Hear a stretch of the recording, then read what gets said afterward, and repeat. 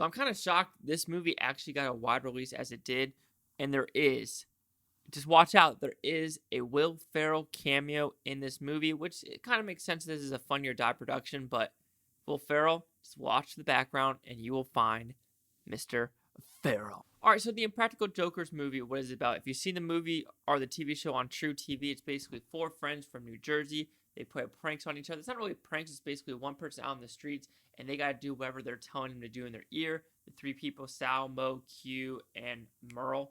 And if one of them decides not to do it, they lose it at the very end of the show. They have to do something ridiculous, tattoo, other stuff to just make them more embarrassing, like sex stuff with their parents or brief something to social media networks that just makes absolutely no sense. And I find that actually pretty funny. But with this movie, they decided to do 2 things. They decided to do the actual road trip of playing these pranks on these people throughout from New York to Miami, as well as a background story. So this background story is kind of like Bad Grandpa, where this one is a road trip, but this one they decided to, in 1990s, Paula Abdul concert, they completely ruined this concert in New Jersey. But now, Paula Abdul recognizes them as the Practical Jokers and invites only 3 of them to Miami. Now, to get down there, they got to figure out who is not going to this concert. So what I like about this movie, so there are 2, it's basically 2 movies. I know a lot of people are ragging on the skit stuff versus the writing stuff. So let's go with the writing stuff first, because that is people saying the weakest part. It is the weakest part. I still found some of the stuff pretty funny with what they're doing with the writing stuff. From getting down there, I know there's some weird stuff that doesn't really make sense of like what they wonder what Merle does in his background, like what he does in his hotel rooms. I mean, that was it wasn't that funny, but other stuff like a 2x4 I thought was pretty funny, and other stuff in the movie made me giggle of what they were trying to do.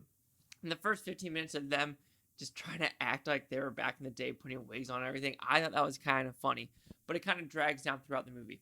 But the actual pranks they do on people is absolutely hysterical. I was dying laughing in this movie. I had a great time with that scenes. Of course, there were some of them, like there's a cave one. I think who they were trying to prank, they're like, okay, this is a prank. Let's just get on with it. So that one kind of fell flat, but everything else was hysterical. They kind of make fun of themselves because of season 5 sucked, even though I've never seen season 5, so I could be wrong. I do feel sorry for the Jaden Smith tattoos. Man, I am sorry for that.